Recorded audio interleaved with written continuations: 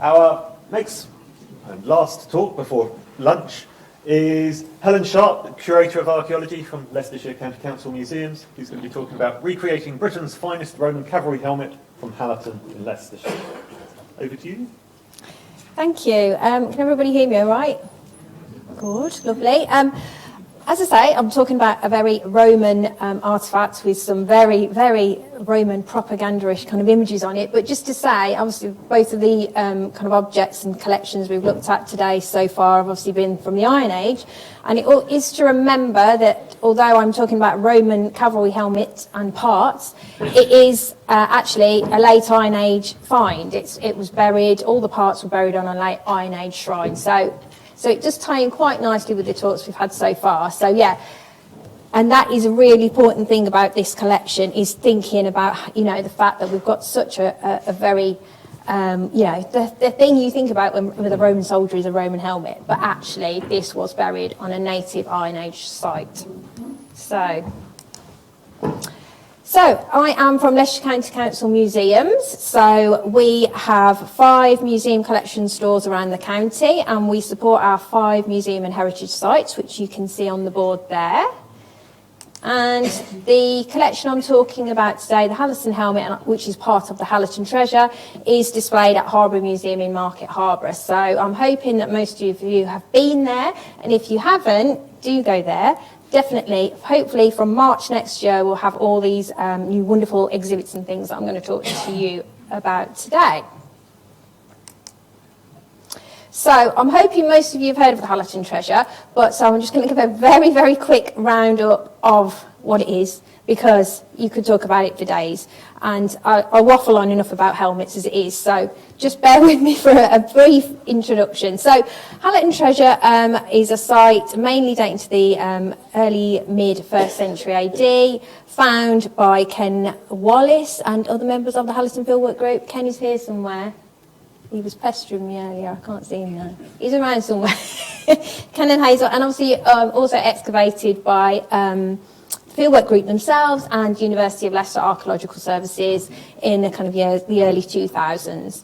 So the site itself is on the village of Hallaton, not far outside Market Harbour in southeast Leicestershire, and it is kind of a hilltop site believed to be a late Iron Age ritual site or shrine. Basically consisting of a ditch and then objects either buried within the ditch or either side of the ditch, kind of creating a kind of ritual zone. So there's over, I don't think my thing is working right, fortunately. The animations aren't working. Oh, it is, sorry, ignore me. Sorry, ignore me. Yes, so all the finds are multitude. So you've got over 5,000 Iron Age gold and silver and Roman coins. You've got the remains of at least 3 dogs, one of which was buried in the entranceway to the site, believed to be kind of guardian, looking at to where the 14 coin hoards were buried. We've got the remains of probably about 400 pigs buried on the hillside, and some of those are articulated parts of meat, so buried as joints of meat, potentially offerings at the site, not just the remnants of feast, but feasting was an important part of that. So we've also got this lovely tankard handle here, probably the remains of quite a large tankard. So again, a bit like Glenfield, people coming to the site, getting together, having a nice big drink, sharing lots of lovely pork. Lots of, people coming, potentially giving coins as well, some kind of social transaction, but also probably some kind of spiritual transactions as well. We've got other unusual finds. So we've got this beautiful silver bowl, believed to be one of the first examples of British silversmithing. A silver gilt mount, which don't know really what that is from, but a beautiful object that was kind of broken and carried on being used. Again, like the cauldrons, reusing these things, which obviously had some kind of significance to the people who buried them. We do have Roman objects. Obviously, we've got the Roman coins, but we've also got these little blue and white glass eyes made from Roman glass, probably some kind of idol. There's some gold flake kind of associated with that as well. Ingots as well. So we've got a silver ingot and a bronze ingot, and all those kind of the bowl, the eyes, and the mount. They were all buried in one deposit. So there's lots of different deposits of different materials, but all quite kind of buried in a similar way. So it tends to be all these deposits will have some coins, they will have some pig bones within them as well, although they are quite different when you look at them in terms of objects. And then, obviously, we have our Roman helmet as well, which doesn't look much there in that rather manky, rusty blob, but that is how it was found. And I think, there they are, I found him over there now, there's Ken.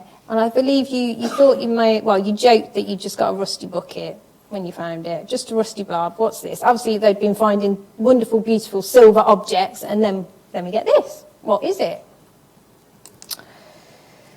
So, the first thing that alerted to the archaeologists and fieldwork group to the fact that they might have a Roman cavalry helmet was this object here, which I'm hoping you can work out is an ear-shaped fragment. So, yeah, a silver-coated iron section which is in the shape of a human ear and is pretty much life-size human ear shaped.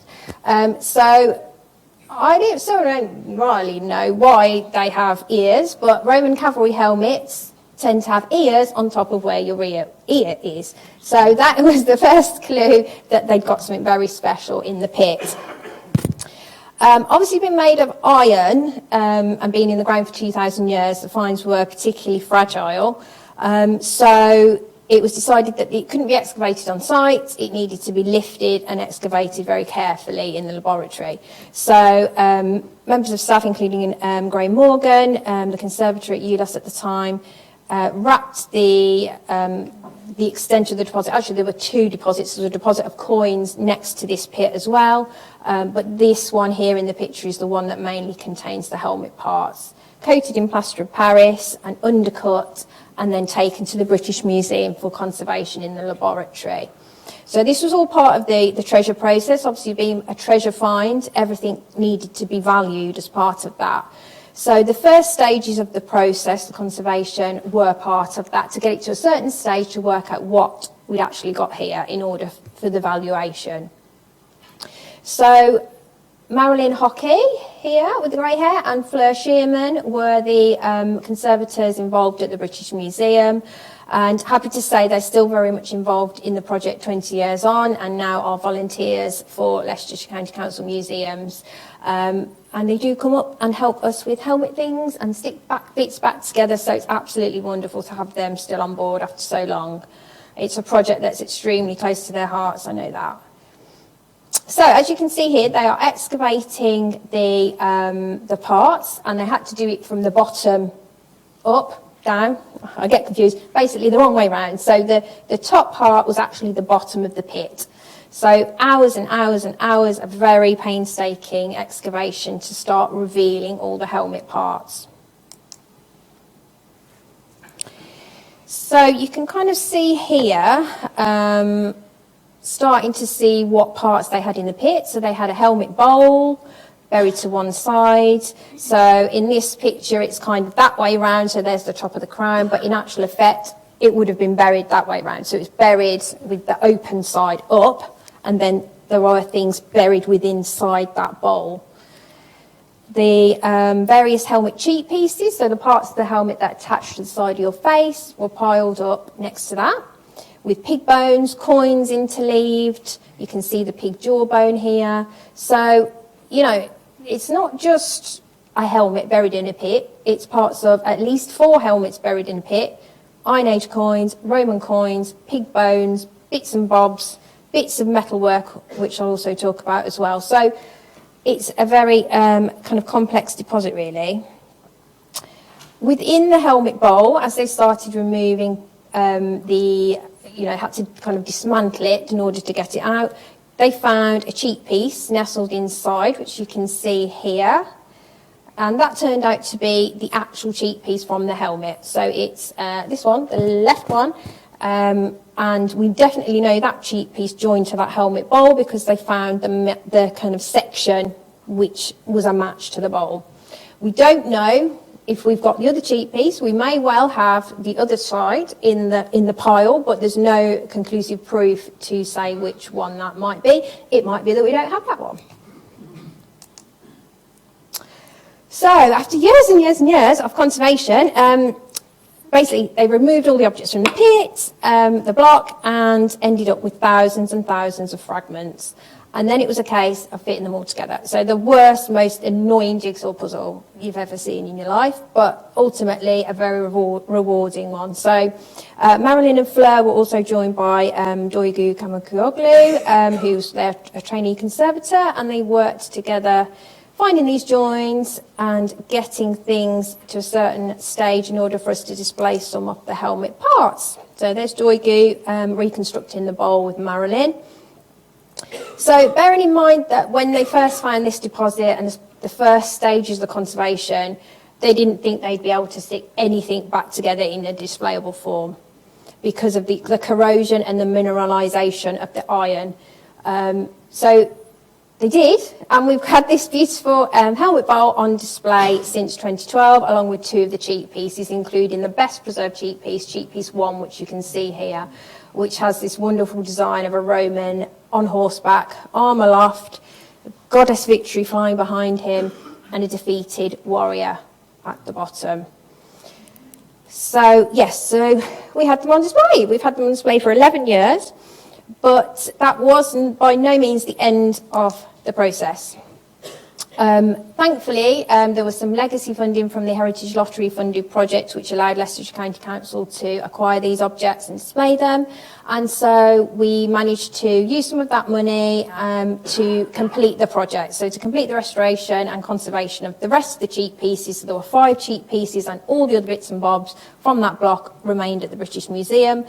That was finally finished in February 2020, and then it was COVID. So yeah, so this is why it's taken a few years for us actually to get back into this project and get working. So this is some of the results of that later phase of conservation work, which you can see here. So these are all the 7 cheek pieces that they retrieved from the block. So we've got 1 and 2 are very well preserved. Again, they're all similar images. We believe that all kind of this Roman rider trampling a poor old barbarian and a goddess behind. They do vary slightly. The enemy differs. So if you can see here, so the attribute that the goddess is holding differs as well. So some of them she carries a palm leaf, some of them she carries a laurel wreath, including cheek piece 6, which is the actual cheek piece belonging to the helmet. And the defeated enemy varies as well. So cheek piece 2 looks a very feminine defeated enemy. Is that Britannia, possibly? Some look beardy, like cheek piece 1's quite beardy. Cheek piece 4 is definitely a bearded man. He looks quite Dacian, so kind of Eastern European depiction of a foreigner, the foreign person from that kind of period that the Romans would depict. You can see depictions like him on Trajan's column, which is a bit later than this, but I suppose Dacians, their fashion didn't change much perhaps. So yeah, and some we don't really know, but we can kind of see shadows in the kind of the metalwork to suggest, yes, we can see a horse's hoof there. It looks very similar. But so they're the same but different, which is quite interesting in itself. So there we go, that's cheek piece 6, which is our one that belongs to the helmet, which unfortunately isn't very well preserved, but because we have the other ones that are better preserved, we can kind of think we get a good idea of what it ultimately looked like. So yes, 2020, the 18-year conservation project was completed, and here we have the cheek piece 1, but at the moment, if you go to Harbour Museum, it doesn't quite look like this. So we had some mounts made in 2021 to enable us, when we do our redisplay, the cheek pieces can be kind of placed in position. So it does give you more of an idea of what the helmet would have originally looked like. We had some other wonderful mounts made to display the rest of the material. So that's what things will be looking like when they get on display, hopefully early next year. So we did all that, but then thinking about, well, what did it actually look like? So I think part of the problem we've had with the Hallaton helmet is that I don't think people take it seriously enough. Now it kind of looks brown. It's quite difficult to see the iconography, even though we know there's some wonderful iconography there. If you're a general visitor or if you're somebody about reading it in a newspaper, you see an image which is a bit brown and a bit difficult to get your head around. So we kind of think that, yeah, you know, we need a replica. We need some kind of thing to just explain how wonderfully decorated this object would have ultimately and originally been. So the first attempt at this was our reconstruction drawing by Bob Whale, who was a volunteer at the time. And poor Bob had to do this illustration before the helmet had even been stuck back together. So there are some issues with it since we found out, but, you know, for that stage, that was the best that we could do. And it did give us kind of an indication of what, you know, what images were on there. So yeah, so we thought, you know what we need? We need a replica. And around the same time, we got sent this photograph. I think Hallaton Museum actually got sent the photograph before we did.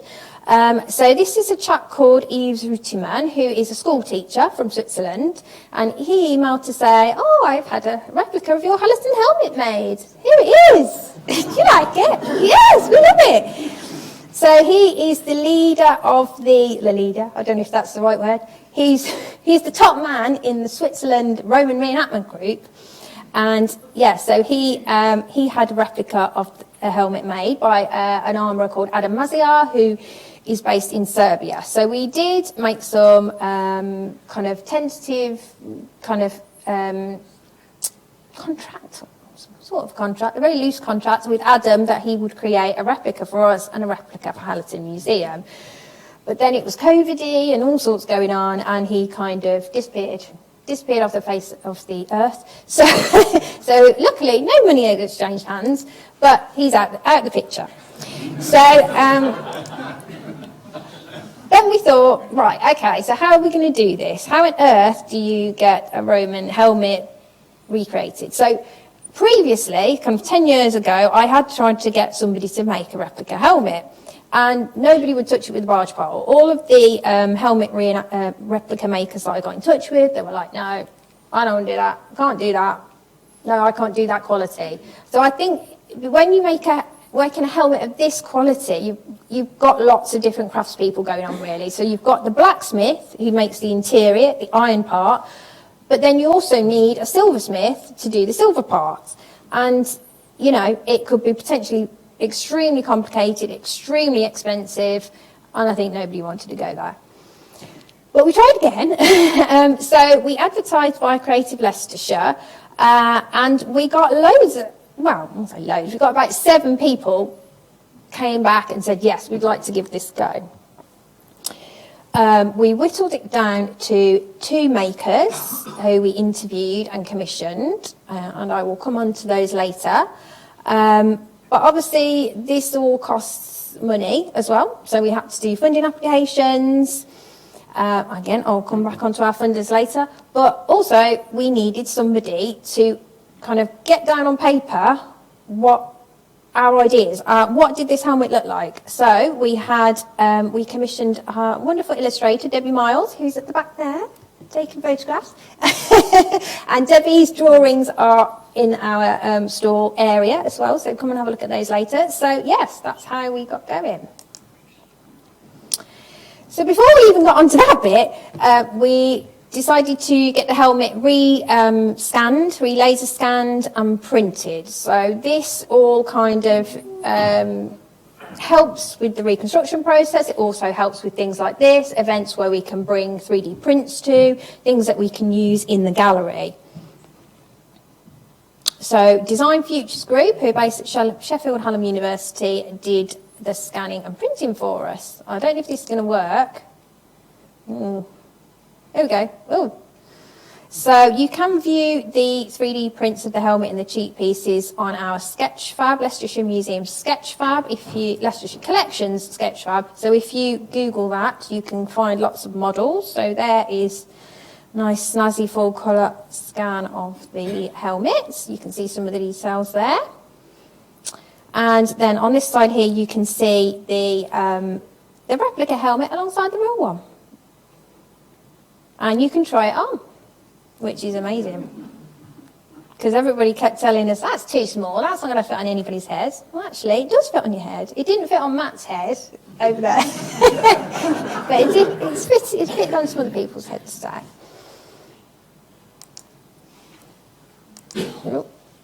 So, reanalysis and illustration. So, we came up with this idea of making a replica, and then actually when it came down to actually doing it, we were like, oh my goodness me, what have we done? Because I think it proved to be a lot more complicated than we could have imagined. I mean, we vaguely knew some of the iconography, but some of it we had no clue whatsoever. So we didn't know what was on the back of the helmet. We couldn't make a helmet and have a blank back because they wouldn't have been like that. They were extremely ornate, bespoke creations.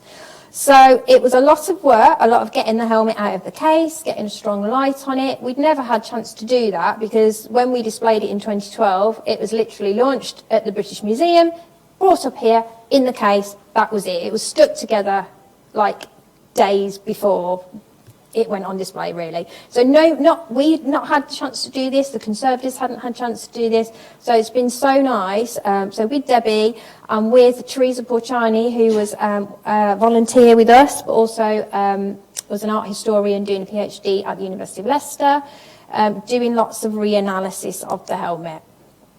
So this is one of Teresa's drawings where she did some really good photography of the helmet and tried to kind of look at what is actually there, what can you see? So we've got the female figure in the centre, flanked by lions, who've got their paws on the head of a ram, and then there's all sorts of other gubbins as well, so lots of decorative swags and things like that. And then we've got Debbie doing some illustrations on gallery, so again using the real object itself but also utilising the 3D prints. So you can see Debbie here was using the print to kind of trace off the design for the neck guard, and then the real helmet is there as well. So brilliant having those prints that you can actually touch and then kind of referring to the real object itself. There's Debbie's neck guard coming along. So, not only are we looking at what we can see on the helmet itself, but because it's all quite tentative, some of it, and fragmentary and difficult to see, you know, we need to fill in those gaps. So to do that, we started looking at 1st century AD parallels. So in metalwork, which isn't a huge amount necessarily of the right kind of imagery that we're looking for, but also other media as well, so sculpture. So we're looking at things, and this is what Teresa was brilliant at. Teresa is Italian. She's got a real strong kind of background in where to find this kind of, you know, where are the sources where you find sculptural images of the right period. So that was fantastic. Other helmets as well that might have similar designs. So there's a lion on this helmet here, which we kind of took inspiration from. This helmet down here is from Plovdiv Museum, which we've taken these kind of swags, quite similar. And then there is the cheek piece from Bath Lane in the city, which has this kind of, I don't know what you'd call it, banded thing by the ear, which again is inspired some of the recreation. And then the griffins, which I will come on to. So the brow guard, obviously we knew we had some kind of Roman female in the middle, quite strong woman with a very powerful jaw, who could possibly be the goddess Sybil, or known as the Magna Mater, the great mother to the Romans in this period. So a bit kind of like a mother goddess figure, very powerful, associated with lions, drawn in a chariot pulled by lions. So yeah, that's one theory as to who she is. So we started off with this part of the helmet, using the 3D scans and kind of overlaying it, and then trying to overlay Debbie's drawings of the female onto that to kind of get the sizing right, the proportions. We had quite difficulty doing her hairstyle. So she's got a very specific hairstyle. There's a little fragment on the side where she's got, you know, the waves of her hair are going in a certain way. So we did quite a few reincarnations of her hair. We think we've got a good one in the end. And then our lions, we started off with some lions that didn't look very strong, so we moved away from them. And we got some stronger lions, look more powerful, to match the powerful woman in the centre. So you can see it's kind of coming along. And I think some of the most difficult bits aren't the bits like the obvious bits. It's all the diddy little bits that join it all together that it don't even occurred to us at the start. Oh, hang on, what's down there? So the bit that goes along the bottom of the brow guard, these fiddly little bits which go up the top of the brow guard. So the back of the helmet was the headache, because we knew something was going on the back, but we had not really an idea what was going on. So my initial idea was that it was potentially Cupid wings. So there was some kind of feathered wing, quite similar to the wings of the goddess on the cheek pieces. And there was another helmet, this one here, which had kind of cupids flying with garlands. So I thought this was a garland and a cupid wing. So that was the first idea. But then Teresa and Debbie came up with another idea. So this is so there's something here, something here, something here. And this is a better picture of the helmet annotated. So you can see we've got wings, we've got a tail, we've got some kind of handle thing going on over here, we've got an ear, and this, crucially, we've got this webbed bit here. So we think we've got a griffin. All those things in combination, wing, tail, webbed neck, big ear, suggested a griffin. So this is Debbie's first attempt on gallery at a griffin, just plucked out of the air a little bit, and possibly a bit of a Google of a griffin. That was them very triumphantly going, yes, we know, we've got a griffin, thank God, we know what we're going to put on the back of our helmet.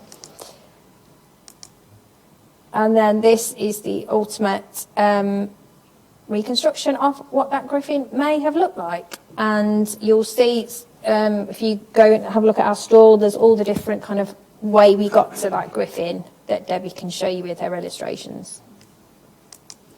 So they're a pair of griffins, so that if you imagine that, that's half of the helmet. We have also got evidence of a wing on the other side, so we think they're a pair of griffins. You usually get a pair of griffins, sometimes with an amphora. Griffins are all about guarding treasure, being ferocious, guarding your precious things. So that fits quite well with the Roman helmet.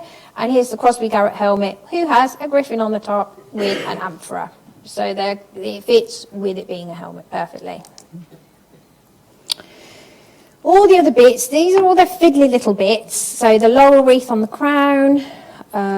We've got the neck guard, which actually, when you look at it, has got all sorts going on the neck guard. Certain bits we kind of had to make up because we didn't have them. We tried to kind of make it a mirror image. And then these bits, it's all this kind, there's the bit that we kind of took from the Bath Lane cheek piece. I'm being flashed 5 minutes. So, coming back to our replicas. So, yes, we ended up going with 2 replicas because the people who kind of came up and said they'd like to do this job, there were 2 very different approaches which we loved. And so this is what we're going to do. So we're going to have 2 replica helmets made by Leicestershire silversmith Roger Skogner, who's based at De Montfort University. So he's going to make 1 helmet for Harbour Museum, 1 for Hallaton Museum, and they will be helmets that will be on display. And that has been very generously funded by the Leicestershire Archaeological and Historical Society. So a big thank you to them. Now, Rajesh is a very contemporary silversmith. You have a look at his website, totally contemporary stuff. So why on earth he wanted to do this project, I still don't know, but he has. So Rajesh is going to basically, we've done a 3D model of the helmet based on our illustrations and our research, and then this will be electroformed in copper. Printed first, sorry, in plastic, electroformed in copper, and then hand finished with silver and gold. So it's a very modern take on how to make a helmet, and also it's the best way. If you want to make multiple helmets, it's the most cost-effective way of doing that. And ultimately, in the future, potentially you could amend your CAD model, do a different version. It just gives you more scope.